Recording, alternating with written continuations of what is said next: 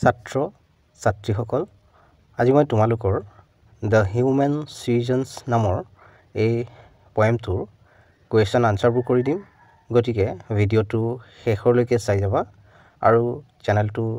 subscribe কৰি ল'বা কাৰণ তোমালোকৰ এনে ধৰণৰ ভিডিঅ'বোৰ ইয়াতে পাই থাকিবা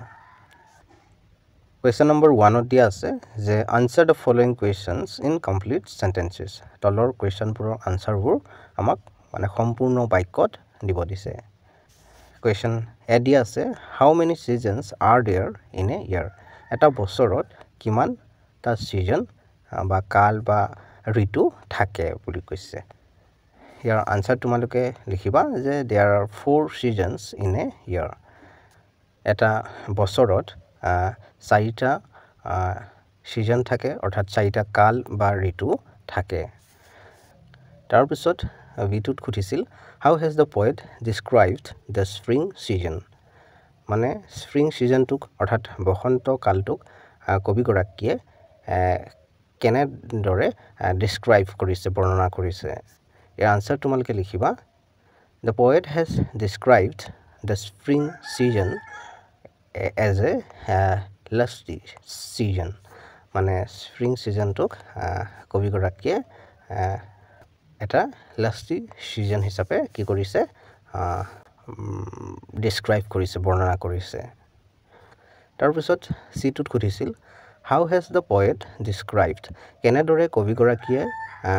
বৰ্ণনা কৰিছে the winter season শীতকালক of a human life এগৰাকী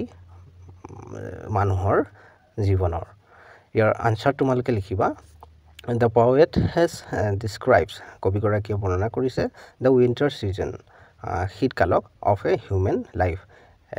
এগৰাকী মানুহৰ জীৱনৰ as old as মানে এগৰাকী মানুহৰ জীৱনৰ যেটো পিছৰখিনি সময় যেতিয়া বুঢ়া হৈ যায় সেইখিনি সময় লগত বৰ্ণনা কৰিছে পুৰণা বা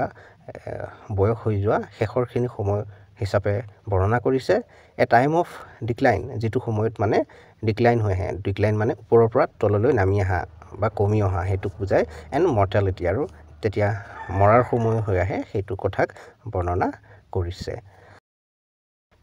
তাৰ পিছত question number 2 দিয়া আছিল give brief answers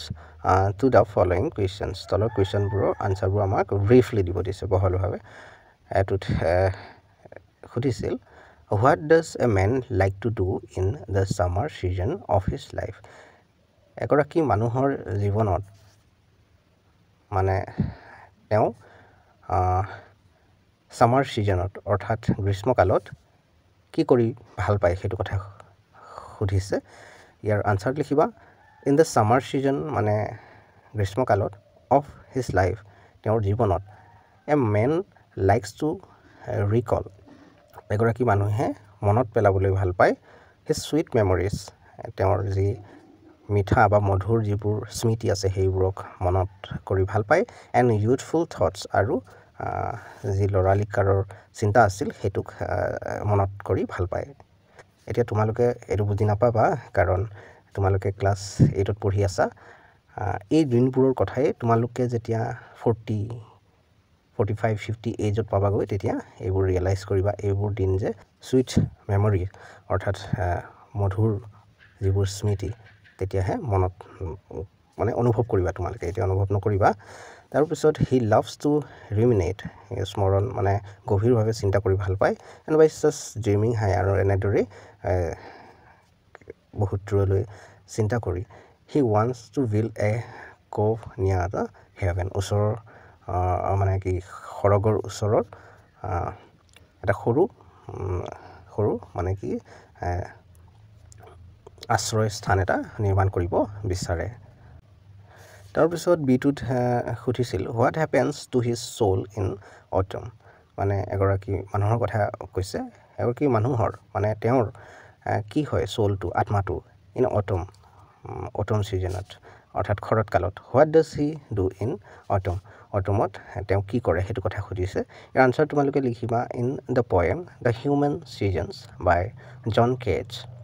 a person's soul enters a তো তোমালোকে ইয়াৰ আনসাৰত এনেদৰে লিখিবা তাৰপিছত কোৱেশ্চন নম্বৰ 3 দিয়া আছিল find the words from the poem that rhyme with the following তলত কিছুমান ৱৰ্ড দিয়া আছিল চাবা সেই ৱৰ্ডবোৰৰ লগত ৰাইম কৰা মানে ৱৰ্ডবোৰ বাছি আনিব দিছিল কবিতাটোৰ পৰা আমি তেনেকৈ লিখিব লাগিছিল সো ইয়াৰ বুলি দিয়া আছিল আমি লিখিম ক্লিয়াৰ ম্যান আমি লিখিম স্পেন লাভস আমি লিখিম কফস তেনেকৈ wings things look Brook miss feature আমি লিখিম নেচাৰ তেনেদৰে ছাত্ৰ ছাত্ৰীসকল ভিডিঅ'টো ইয়ালৈকে আছিল